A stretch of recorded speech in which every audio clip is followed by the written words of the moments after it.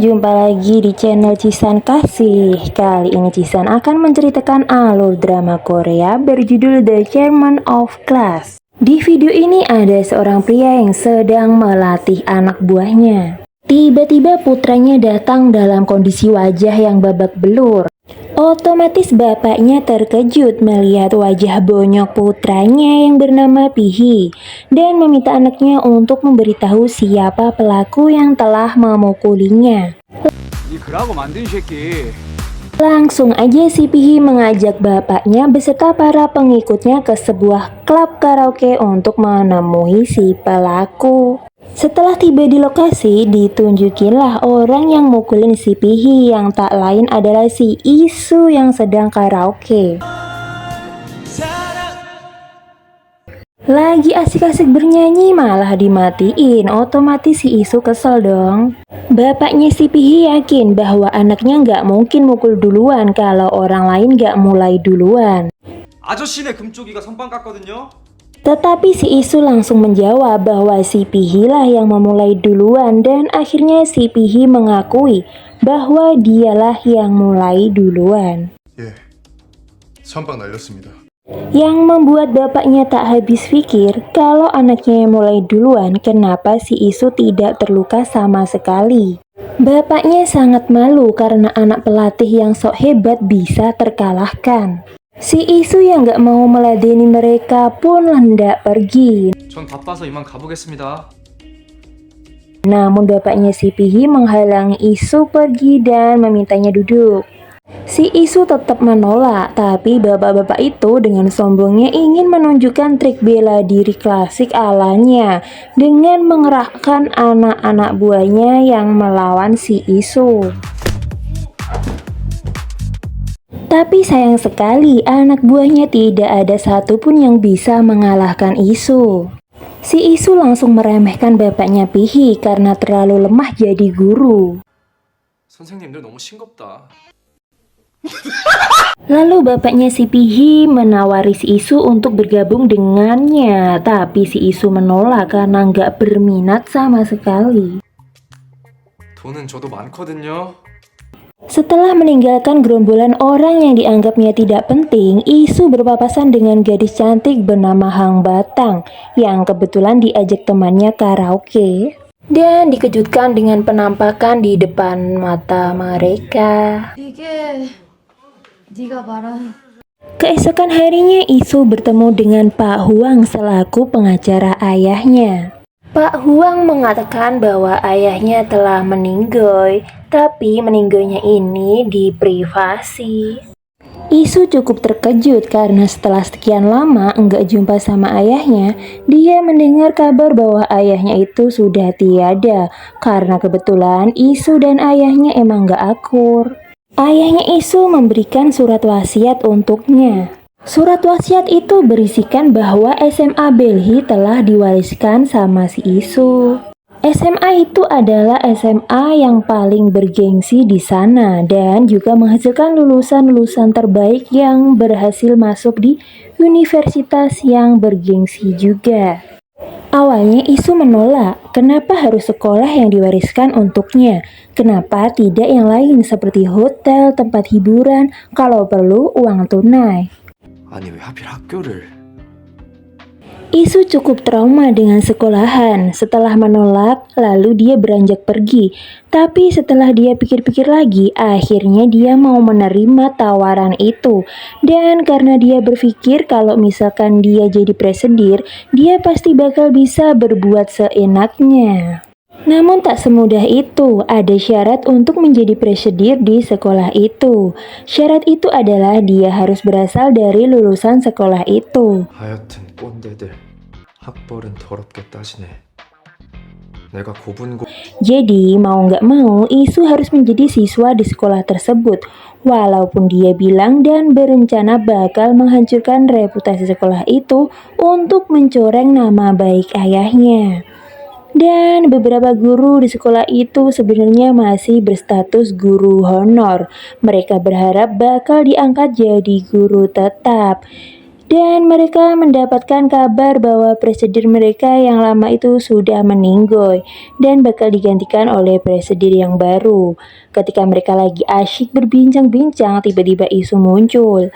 Mereka kaget dong, dan Isu juga hampir keceplosan bahwa dia adalah presiden yang baru. 이사? 이사 전학생인데요. Dia langsung berkata bahwa dia adalah murid pindahan dan dikenalkan sama guru yang ngajar di kelasnya. Lalu Isu diajak masuk ke dalam kelas dan disuruh untuk memperkenalkan diri. 나이스다. Dia kira mereka ini kayak anak-anak sekolah lainnya yang suka berantem, tapi ternyata Isu salah. 오늘부터 바래고 내가 먹으려고 하는데 불만 있는. Ketika dia memperkenalkan diri dan bilang bahwa dia bakal menguasai sekolah tersebut, teman-temannya menanggapinya santai. Bahkan berkesan biasa-biasa saja. Mereka malah memberikan tepuk tangan yang membuat Isu terheran-heran. Kebetulan dia satu sekolah, satu kelas, dan satu bangku dengan Hang Batang, cewek yang beberapa hari berpapasan dengan dia di klub karaoke. Cuma mereka kan gak saling kenal, lalu dia bertanya sama Hang Batang siapa murid terpopuler di sana. 여기 일장이 누구냐? 뭐? Dan dia pikir murid paling terpopuler adalah si cowok yang bernama Ryan. 제가 여기 Nggak sampai di situ, dia juga disamperin sama seorang siswa yang sok imut namanya Hokyu. Dia menawarkan roti sama Isu, cuma kan Isu nggak suka dan ditawar-tawarin kayak gitu. Sok akrab gitu loh, dan dia jelasin sama situ Hokyu. Tapi Hokyu tetap nggak mau tahu dan tetap menawarkan roti itu sama si Isu. Otomatis si Isu kesel dong, sengaja membuat roti itu terlempar jatuh ke lantai. 아이씨 안 먹는다고. Si Hang Batang menyuruh si Isu minta maaf, bahkan Isu ngajak duel, ya kan? Nah, akhirnya Isu bilang, ya udah dia bakal menantangin duel si Hang Batang. Dia kira duel yang dimaksud adalah adu tinju, tapi tidak. Sekolah itu menerapkan sistem kalau misalkan mau adu kekuatan, nggak bisa, tapi mereka lebih ke adu kecerdasan. Dan kebetulan ada Pak Huang di sana yang memberikan soal kepada mereka. Dan otomatis Hang Batang lah yang menang dan Isu kesal akan hal itu. Dia nggak terima dan dia pun mulai menantang Ryan untuk duel. Tapi Ryan malah memberikan soal juga sama dia mengenai kimia dan juga matematika. Ketika Isu mau menonjok si Ryan, Pak Huang bilang nggak boleh karena Isu harus menahan emosinya. Dan dijelaskanlah sama Pak Huang apa aturan-aturan dan juga prinsip-prinsip di sekolah tersebut yang sudah diterapkan sama almarhumah ayahnya. Makanya kalau misalkan adu kecerdasan, si Isu kalah lah. Dan dia pun dibuat malu sama teman-temannya. Isu kurang suka dengan aturan-aturan yang dibuat almarhum ayahnya. Ayahnya Isu pengen murid-murid di sana hanya fokus untuk belajar. Tapi ternyata ada juga yang dikucilkan. Salah satunya siswi itu bernama MB. Dia nggak sengaja nabrak si Isu. Cuma responnya itu agak sinis sedikit. Lalu dia pun langsung dipanggil sama 3 orang ketua geng. Di saat Isu hendak pergi, datanglah tuh si Hokyu memberikan macam-macam permen. Kagak ada nyerahnya sama sekali ya kan. Dan kebetulan juga Hang Batang sama temennya lewat. Lalu Isu jadi penasaran apa kekurangan dan juga kelemahan dari si Hang Batang. Makanya dia tanya sama Hokyu, tapi si Hokyu bilang Hang Batang sempurna. Dia juga bilang Hang Batang adalah ketua OSIS dengan perolehan suara terbanyak di sekolah itu. Setelah itu mereka masuk ke pelajaran selanjutnya di mana gurunya berbahasa Inggris. Isu langsung pusing karena gurunya menjelaskan 100% bahasa Inggris. Dan ketika ditanya nih, dia nggak tahu apa artinya. Dan dia cuma bisa jawab yes, no doang. Yes. Yes? No? No?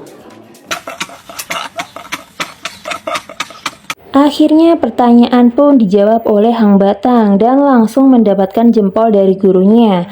Ketika jam istirahat dan mereka semua berkumpul untuk makan siang, di situ Isu dibuat terkejut lagi karena menu makan siang mereka adalah lobster yang dianggapnya pemborosan banget, tapi si kokinya bilang yaitu memang atas dasar perintah dari presiden yang sebelumnya alias almarhum ayahnya si Isu.